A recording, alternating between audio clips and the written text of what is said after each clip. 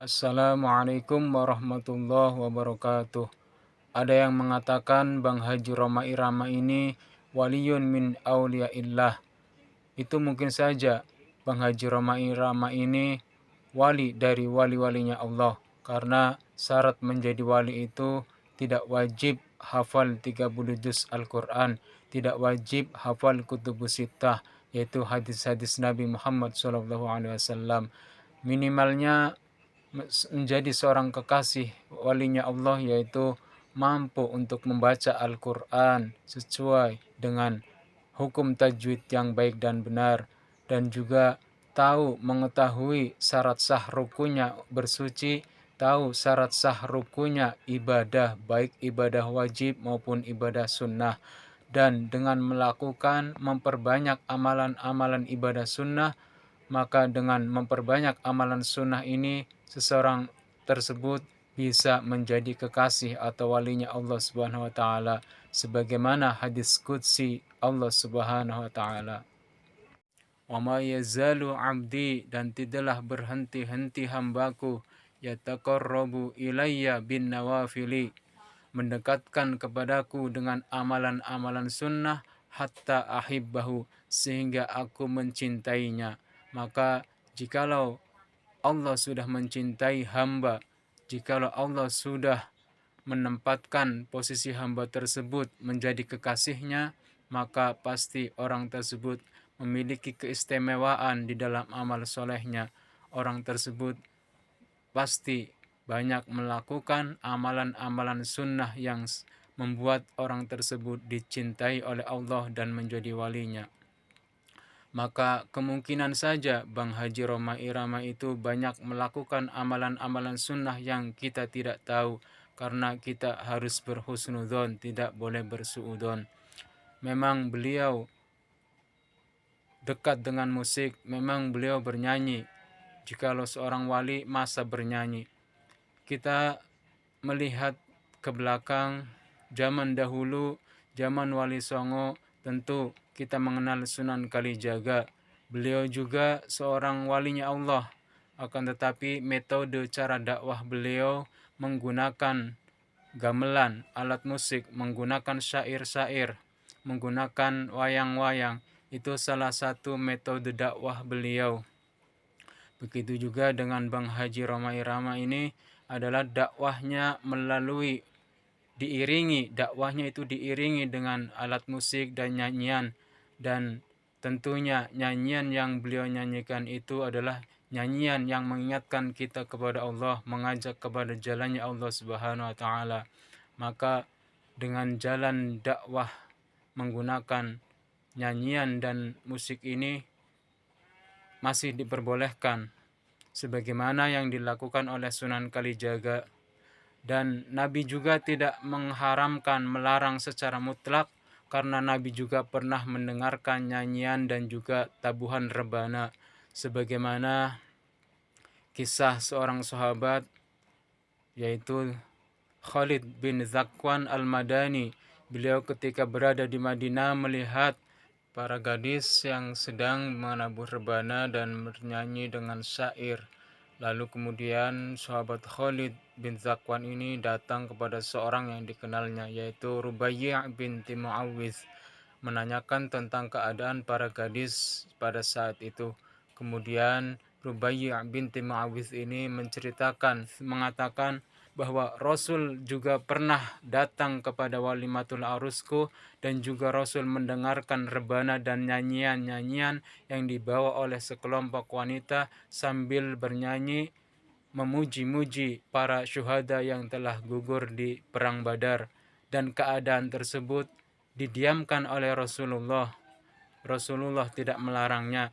Dengan diamnya Rasulullah, maka itu adalah suatu hukum bahwa dibolehkannya alat musik dan juga bernyanyi selama tidak ada kemaksiatan di dalamnya, tidak diiringi dengan mabuk-mabukan, tidak diiringi oleh sesuatu hal yang melalaikan. Nyanyian atau musiknya mengandung kebaikan-kebaikan yang Allah dan Rasulnya ridhoi. Dan janganlah berkata, jangan mengikuti ucapannya Haji Rhoma Irama. Dia bukan ulama, bukan ustadz.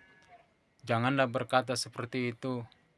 Karena berkata baik, mengajak kepada kebaikan salah satu dari perintah Allah Subhanahu wa taala. Wa tawassaw bil haq wa tawassaw bis sabr. Berpesan-pesanlah tentang yang hak, kebaikan, dan juga berpesan-pesan tentang kesabaran. Jadi kewajiban untuk mengatakan yang baik, yang hak, yang benar itu tidak harus menjadi ulama terlebih dahulu baru berkata yang baik, tidak harus menjadi ustadz dulu baru berkata yang baik. Jadi berkata yang baik, mengajak kepada kebaikan, mengajak kepada jalan Allah itu siapa saja, setiap manusia boleh berkata baik dan mengajak kepada jalan Allah. Boleh orang yang mabuk mengatakan yang baik. Misalkan orang yang mabuk mengingatkan kepada kita, wahai fulan, sholat, sudah waktunya.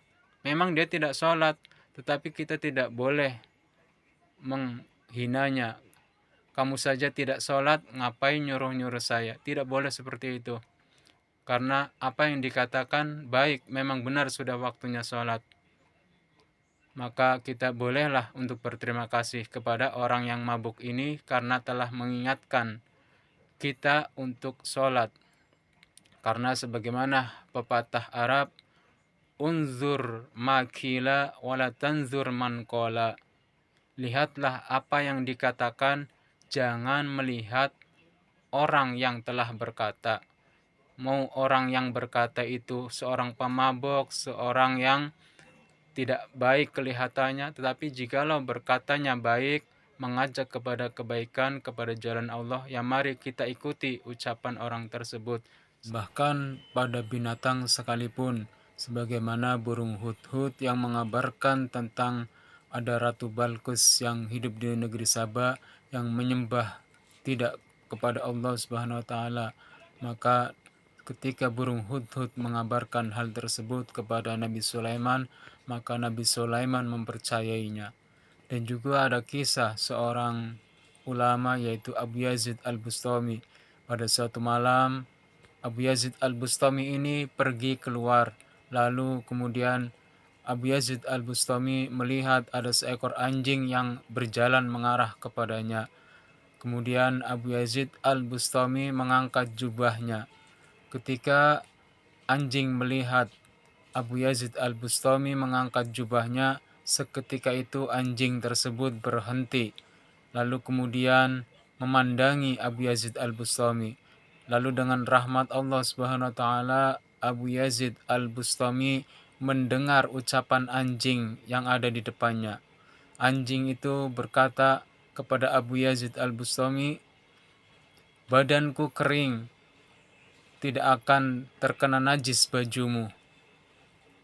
Jika terkena najis, maka bisa dibasuh dengan 7 kali basuhan dan 1 kali dicampur dengan debu. Itu akan bersih najisnya. Akan tetapi jika engkau mengangkat jubah karena merasa paling mulia dan diriku ini hina di hadapanmu, maka sungguh najis yang ada di dalam hatimu, kesombongan yang ada di dalam hatimu itu tidak akan bersih walaupun dibasuh dengan 7 samudera sekalipun. Mendengar ucapan anjing ini, maka Abu Yazid Al-Bustami merasa malu kepada Allah, merasa malu kepada anjing, dan akhirnya meminta ampun kepada Allah dan juga meminta maaf kepada anjing tersebut karena merasa mulia daripada anjing. Hikmah yang kita bisa ambil dalam hal ini adalah kita itu tidak boleh menghinakan, merasa paling suci, merasa paling mulia terhadap orang lain, bahkan kepada binatang sekalipun kita tidak boleh merasa paling mulia.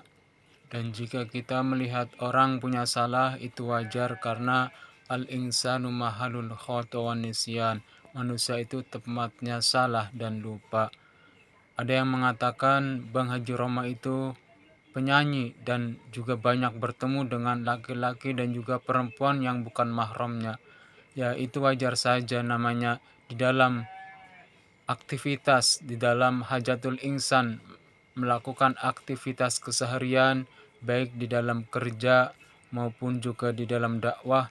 Ketika berjalan atau melintas ke sana kemari, pasti ada orang yang menutup aurat, ada yang tidak menutup aurat. Itu wajar di dalam keadaan-keadaan tertentu, sebagaimana yang dibolehkan di dalam fikih, yaitu hajatul insan, hajat-hajat yang masih diperbolehkan. Dan juga kalau kita berbicara tentang dakwah, ada perempuan yang membuka auratnya, apakah dibenarkan? Pada hakikatnya semuanya itu tidak dibenarkan, akan tetapi ada hal-hal tertentu dan niat-niat tertentu yang membuat keadaan tersebut darurat.